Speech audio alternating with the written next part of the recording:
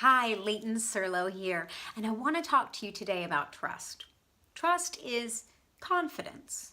Traditionally, we've put our trust in people or in ourselves, and what that has led to is disappointment, betrayal, and just being let down in general.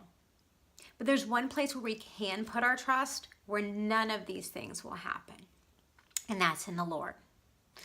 I'm going to share with you 3 steps to trusting in the Lord that will make such a difference in your life. You will find such joy and such peace. It's incredible. I do want you to remember that trust is a spiritual muscle. And like all muscles, trust must be exercised on a daily basis to maintain and to grow. So the first step is surrendering. Just acknowledging we can't depend on ourselves and surrendering ourselves and our troubles to God. We need to throw ourselves at His feet at some times. And I've known people in my life who were ready to give up completely. But when they cried out to God that they were just ready to throw their lives away, His response was, if you're going to throw your life away, throw it to me. And they did. And their lives were transformed in such a way you wouldn't recognize them. There's a verse to remember as far as the Lord's supernatural strength that does come into us when we trust fully in the Lord. And that's Proverbs chapter 3, verses 5 through 6. Trust in the Lord with all your heart and do not lean on your own understanding. In all your ways, acknowledge Him, and He will make your paths straight. The second step I want to talk about is replacing doubt with faith, replacing the negative with the positive. We've got to choose to believe. We need to catch ourselves when we're thinking negative thoughts and replace them with positive ones. Same with negative words. I want you to think about who you surround yourself with. It's said that we are the sum of the 5 people we surround ourselves with the most.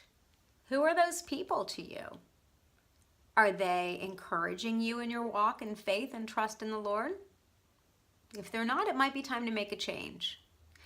What are you watching on television? What are you reading? What do you listen to? All of these things have a severe impact on whether you are a negative person or a positive person. We need to be around those who will encourage us.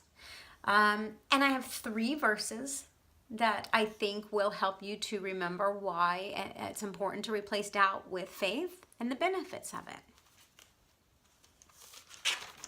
The first is Philippians chapter 4, verse 19.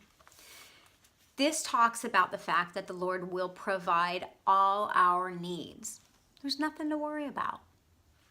And my God shall supply all your need according to His riches in glory by Christ Jesus. The second is the fact that the Lord protects us from our enemies. Isaiah 54:11. No weapon formed against us shall prosper. And the third is the fact and the promise that He will prosper us for our highest good.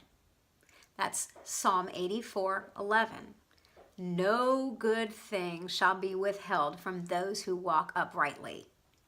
How cool is that?